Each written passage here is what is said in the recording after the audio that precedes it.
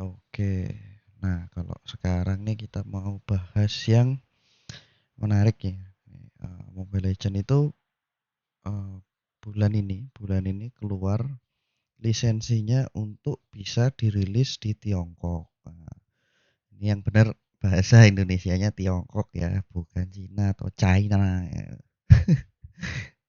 Kemarin tuh bulan April ini NPPA tuh regulator di Tiongkok yang mengatur perizinan rilis game di negara sana.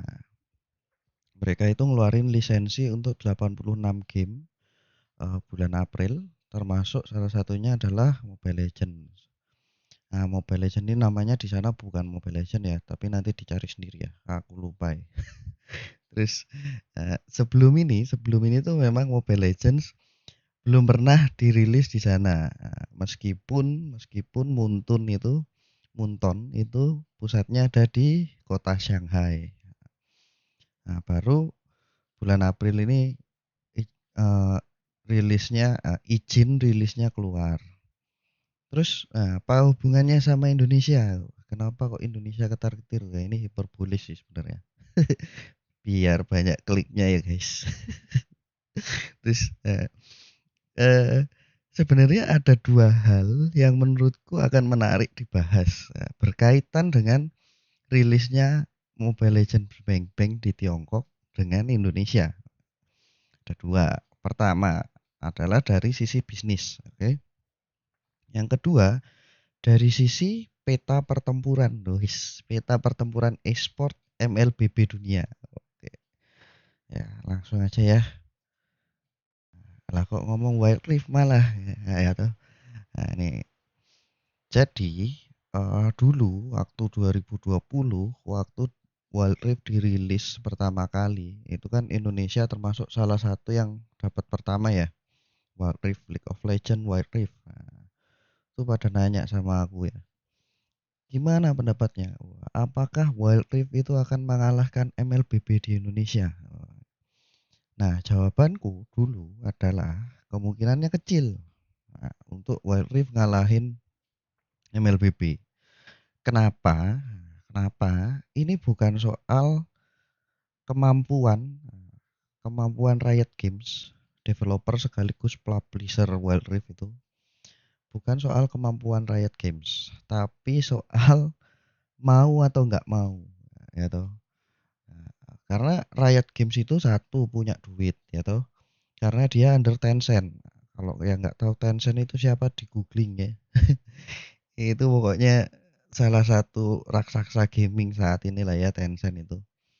Terus selain mereka punya uang, mereka juga punya expertise. Nah, si Riot Games ini sudah punya expertise, sudah punya pengalaman.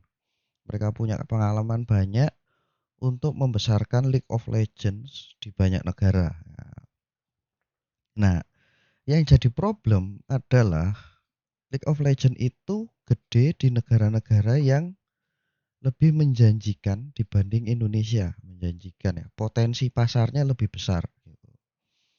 Ya, misalnya mana aja yang negara-negara yang gede League of Legends-nya, Korea Selatan jelas ya toh, US jelas, negara-negara di Europe juga banyak yang gede League of Legends-nya. Terus satu lagi Tiongkok. Nah, Tiongkok ini adalah salah satu negara paling apa ya? Paling bagus lah ya, paling bagus dalam hal pasar gaming. Nanti kita bahas lebih detail ya. Jadi, ibaratnya nih, si Riot Games itu kayak cewek yang seksi, pinter, cantik, genit lagi. Jadi sebenarnya dia bisa aja bikin semua cowok itu senang sama dia. Cuman masalahnya adalah dia sudah punya cowok-cowok yang lebih kaya, lebih pinter, lebih keren dan kawan-kawan itu. Jadi dia nggak akan fokus ngurus pasar Indonesia karena tadi aku bilang ada negara-negara lain yang potensinya jauh lebih bagus. Ya. Dan yang nggak kalah penting, anaknya Riot Games itu nggak cuma Wild Rift, gitu. Ada League of Legends yang jauh lebih revenue-nya jauh lebih gede, ada Valorant gitu. Nah, kalau kita ngelihat berkaca ke Mobile Legends dan Muntun gitu kan. Mobile Legends itu memang dominan, most likely dominan, kemungkinan cuman dominan di Indonesia dan Asia Tenggara. Dan jelas-jelas MLBB jadi penghasil revenue terbesar buat Muntun. Nah, jadi si Muntun akan berjuang mati-matian. Pokoknya berjuangnya lebih gigih ya, gigih lebih, pokoknya lebih mantep lah untuk mempertahankan Mobile Legends di Indonesia ketimbang Riot Games dengan Wild Rift-nya di Indonesia. Nah, itu ya. Ini hubungannya apa? Oh, kita lanjut. Kenapa kok tadi bisa bilang Wild Rift punya negara-negara lain yang potensinya lebih bagus dari Indo? Nah, ini kita belajar bisnis sedikit ya. Bisnis game free to play. Ini ada metrik paling penting. Dua metrik paling penting untuk game free to play yaitu yang pertama adalah ARPU. ARPU itu average revenue per user. Sedangkan yang kedua adalah active user. Active user ini bisa di periodenya bisa monthly. Nah, ini monthly active user sama daily active user. Tapi active user ini sebenarnya dipandang sebagai prioritas kedua. Kenapa? Ya karena ARPU itu revenue ya. Istilahnya ya Indian kan semua perusahaan kan sebenarnya yang dicari adalah revenue ya. Nah, angka spending ini, angka spending ini itu ibaratnya gimana ya? Mungkin ada yang bingung gitu ya. Eh, misalnya di Indonesia itu yang beli skin Mobile Legends tuh per orang di rata-rata beli 2 skin misalnya. Sedangkan di negara yang ARPU-nya lebih gede, rata-ratanya satu orang bisa beli skin sampai 5 skin per orang atau malah 10 skin gitu. Nah, eh di Indonesia sendiri sebenarnya Indonesia itu punya apa ya? Punya potensi active user yang gede. Punya potensi active user yang gede karena apa? Karena total penduduk ya. Total penduduknya besar. Karena kita kan negara dengan total penduduk peringkat 4 yaitu di dunia. Tapi ARPU-nya kecil. Ya sebenarnya ini kalau ditarik di luar keluar ya ditarik atau mungkin relevansinya yang lebih atas lagi sebenarnya. Active user itu bisa diprediksi dari total jumlah penduduk negara tersebut, ya kan? Karena Indonesia nomor 4 berarti potensi active usernya juga bisa dibilang nomor 4 dunia. Nah, itu ya, tapi itu active user. Nah, kalau ngomong ARPU, ya ARPU ini korelasinya dengan angka daya beli konsumen. Ya, ini kalau ditarik ke keluar game ya, daya beli masyarakat Indonesia. Nah, ini bisa dilihat nih tabelnya ini. Ini datanya dari Newzoo tahun 2021 ya toh. Ini bisa dilihat ya. Ini nomor satu Tiongkok ya toh. Mobile game revenue-nya segini. Terus ini US ya toh. Nih total revenue-nya segini. Ini Jepang, Korea, India, UK, Inggris, Jerman, Indonesia. Nah, ini kalau dilihat Indonesia kan nomor 8 ya. Padahal sebenarnya Indonesia tuh cuman kalah penduduk cuman sama Cina, Tiongkok, US, India ya toh. Tapi kita nomor 8. Harusnya kalau cuman hitung-hitungan penduduk kita bisa peringkat 4. Cuman Sama Jepang sama Korea aja, sama Jepang lah ya, jauh banget ya. Sama Jepang jauh, sama Korea juga jauh, hampir 3 kali lipat lah ya boleh dibilang. Nah, sedangkan ini kalau ini datanya dari data.ai, ini per download. Nah, ini hitungan download. Ya, bisa dilihat ini. Ini Indonesia nomor 3 memang. Ya, balik lagi kalau jumlah download Indonesia sebenarnya nggak usah diragukan lah ya. Kok ini Tiongkok nggak ada? Nah, Tiongkok itu memang nggak ada Google Play ya.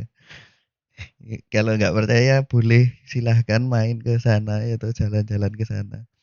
Di sana itu handphonenya nggak ada Google Play-nya, jadi di sini nggak ada Google Play. Nah, walaupun di sana nih kalau lihat dari Apple di sana juga laris, iPhone itu laris manis di sana, makanya nomor 2. Di sana nggak ada Google Play ya. Nah, eh, sekarang ketebak kan ya arahnya kemana itu tadi. Arahnya adalah dibanding Indonesia, Tiongkok itu jauh lebih seksi, gitu. Kenapa jauh lebih seksi? Satu, active user, potensi active user jauh lebih besar. Karena Tiongkok itu negara nomor 1 dengan penduduk terbanyak. Terus apa ya? Angka penetrasi internet di Tiongkok itu juga jauh lebih besar. Itu di Indonesia itu cuman kalau nggak salah ingat ya, kalau nggak salah ingat tuh cuman 170 juta pengguna internet. Nah, kan nggak mungkin ya angka gamer mobile itu di atas angka total pengguna internet kan nggak mungkin. Tuh. Terus ngomong ARPU, ya balik lagi nih ARPU revenue. Tiongkok itu juga nomor 1, bahkan ngalahin US. Ini angka tahun 2021 sih ya. Cuman ini sebenarnya nggak akan jauh berubah nih. Tiongkok sama US ini akan selalu jadi nomor 1 dan 2. Nah, mungkin bisa aja kebalik-balik ya. Cuman ini kalau nggak percaya nanti riset sendiri. Silahkan gitu. Pokoknya ini Tiongkok dan Amerika Serikat itu kalau ngomong revenue game mobile itu akan selalu 1 2 ya. Nah, nah, dengan dirilisnya Mobile Legends di Tiongkok, ya kayak aku tadi bilang, kan di dua metrik tadi, di active user dan ARPU dan active user itu kan lebih menjanjikan ketimbang Indonesia. Terus apakah Indonesia nanti ditinggal? Nah, ya kemungkinan itu selalu ada, pasti ada kemungkinannya. Tapi untuk membuat MLBB dominan di Tiongkok itu nggak gampang ya. Kenapa? Karena di sana sudah ada namanya Honor of Kings dari Tencent yang sudah lama dominannya di sana. Nah, ini kemungkinan besar akan lebih sulit untuk MLBB ngalahin Tencent dan HOK itu di kandang mereka sendiri. Nah, karena kan sebenarnya kalau boleh dibilang tuh Indonesia dan Mobile Legends itu simbiosis mutualisme ya, simbiosis mutualisme. Indonesia butuh Mobile Legends, itu Mobile Legends juga butuh Indonesia. Cuman ini ketakutannya ada pihak ketiga, nah, si Tiongkok itu, gitu kan. Walaupun memang Tiongkok ini sebagai pihak ketiga tidak semudah itu Ferguson kalau katanya apa memes gitu ya, tidak semudah itu. Jadi ini akhirnya keputusannya ada di tangan para petinggi Munton ya kan. Ada dua kemungkinan yang bisa terjadi ini. Pertama, wah mungkin mikirnya gini, wah pasar Tiongkok ini gede banget ya toh. Pasar Tiongkok ini gede banget, duitnya cuannya banyak banget. Tapi kita juga punya tantangan yang lebih serem, nah, tantangan yang lebih besar. Jadi kita harus fokuskan resource, fokuskan sumber daya, sumber manusia, nah, banyak ke sana. Kita harus mati-matian menggarap pasar Tiongkok. Nah, kalau ini kemungkinan yang diambil, kemungkinan yang terjadi, berarti bisa jadi resource yang tadinya untuk Indonesia akan dialihkan untuk merebut pasar Tiongkok. Nah, kalau ini kemungkinan yang terjadi ya. Kalau entah kenapa mereka mau, wah pokoknya harus mati-matian ini, ambil Tiongkok. Nah, tapi di sisi lain, kemungkinan kedua ini sebenarnya yang lebih sering dilakukan oleh banyak game publisher pada umumnya. Menurutku ya, kalau kalau aku perhatiin, aku sudah di industri game itu dari 2008. Itu jadi ini polanya tuh biasanya lebih banyak yang kayak gini. Jadi, game publisher itu biasanya akan lebih eh possible, lebih mungkin untuk nunggu pasar, nunggu respon pasar. Jadi misalnya lihat dulu nih, ini game ini rame nggak di negara itu. Nah, ini misalnya apa ya? Ini game ini rame nggak di Indonesia gitu. Ya bisa dilihat ya siapa ya. Bisa dilihat siapa yang game publisher yang kayaknya malu-malu gitu lihat pas mau masuk ke Indonesia ya tuh. Bisa dilihat siapa. Aku nggak mau sebut namanya. Bisa dilihat siapa. Itu karena nunggu sebenarnya nunggu respon pasar. Wah, kok kayaknya gameku nggak rame-rame ya di Indonesia ya. Ya sudah lah, nggak usah buang resource gede-gedean lah di sana gitu. Tidak usah mengalokasikan sumber daya terlalu banyak ke sana kalau pasarnya nggak gede. Walaupun ini sebenarnya kayak lingkaran setan ya. Lingkaran setannya maksudnya gini, kalau tidak mengalokasikan resource ya nggak ada hasilnya. Tapi kebanyakan publisher maunya nunggu hasilnya dulu baru mengalokasikan resource. Ya itu aku nggak tahu ya mana yang benar ya. Ya mungkin yang benar yang kayak gini, yang nunggu dulu aja. Ya misalnya dulu Mobile Legends itu kan. Wah, ternyata tiba-tiba booming gitu kan. Kayak kalau tahu MSC 2017 di Taman Anggrek, terus abis itu MPL season 1 di Taman Anggrek juga.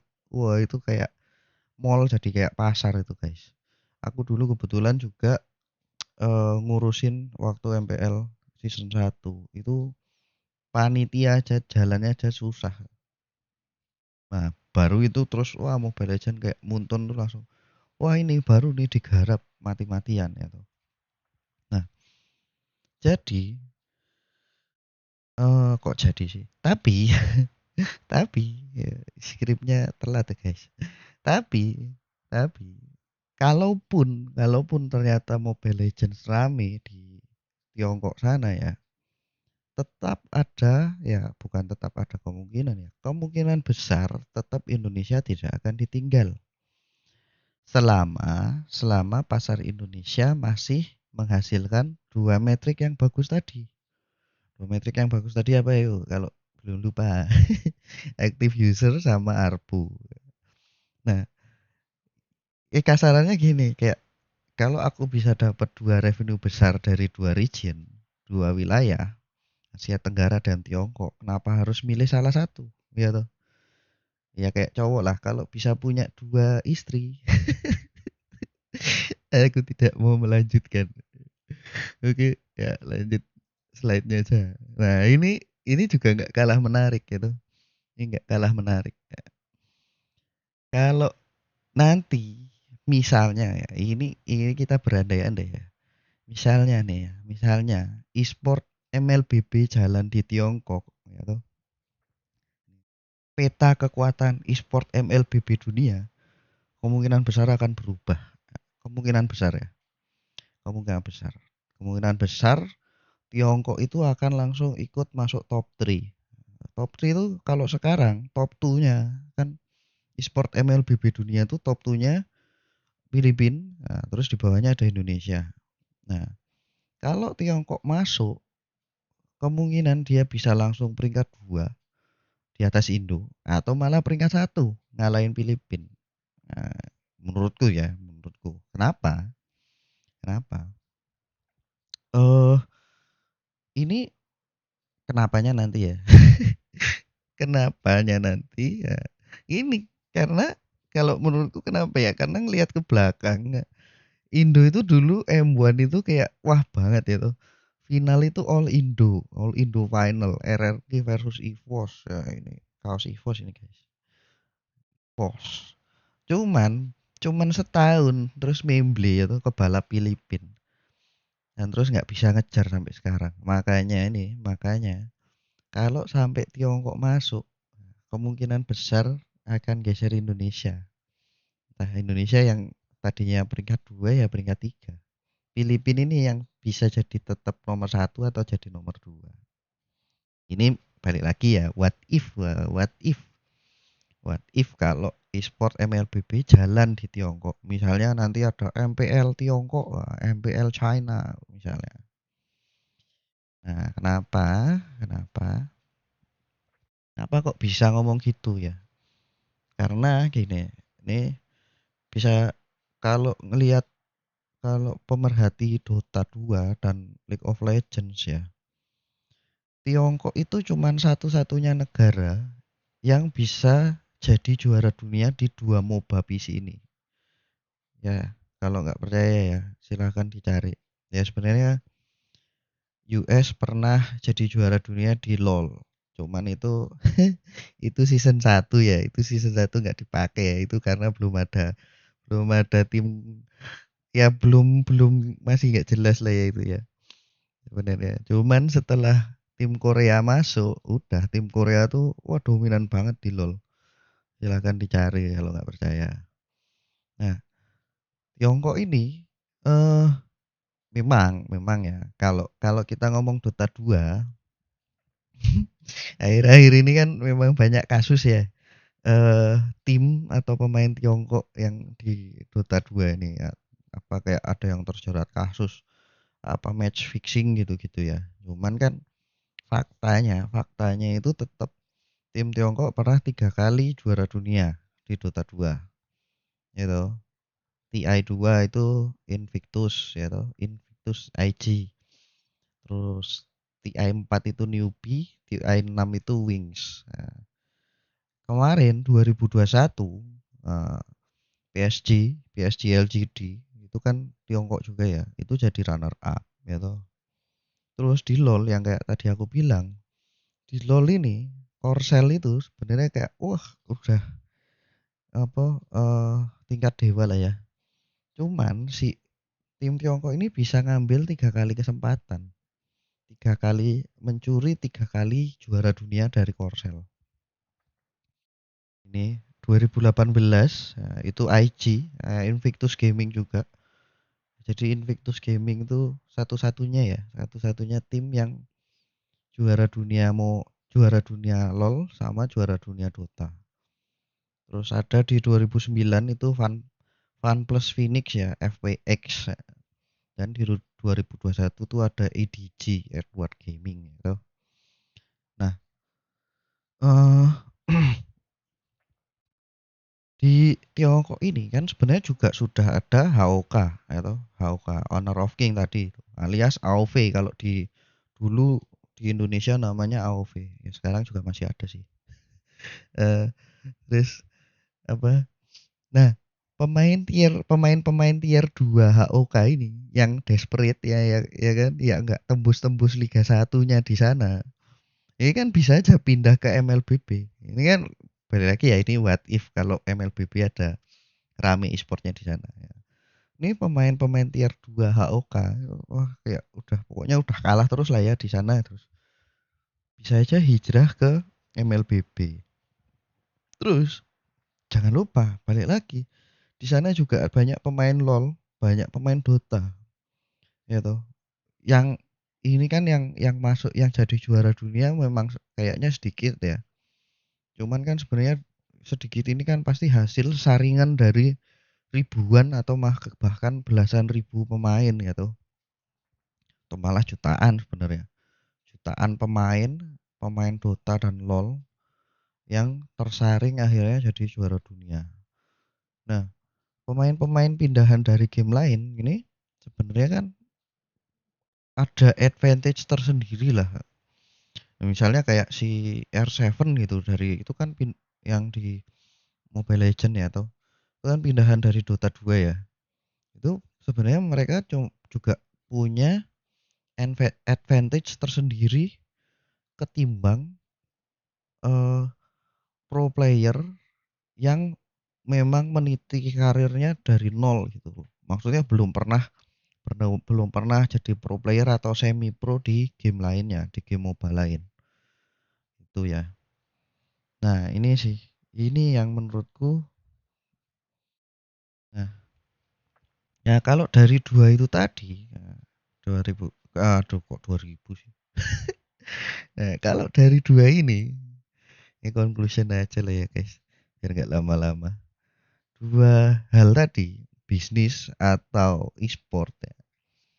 Kalau bisnis sih sebenarnya nggak terlalu mengkhawatirkan ya, nggak terlalu mengkhawatirkan karena ya itu tadi. Kalau bisa kaya raya di dua negara, kenapa harus lepas salah satu? Gitu, ya kan? Kecuali ya misalnya tadi belum tahu potensinya kayak apa, terus tapi mau mati-matian. Nah, yang tadi kalau ingat, terus langsung apa alokasikan resource semuanya ke Tiongkok gitu kan. Cuman itu menurutku itu kayak apa ya? Kemungkinannya kecil lah ya. Nah, yang lebih yang lebih mengkhawatirkan adalah soal e-sportnya. Kenapa?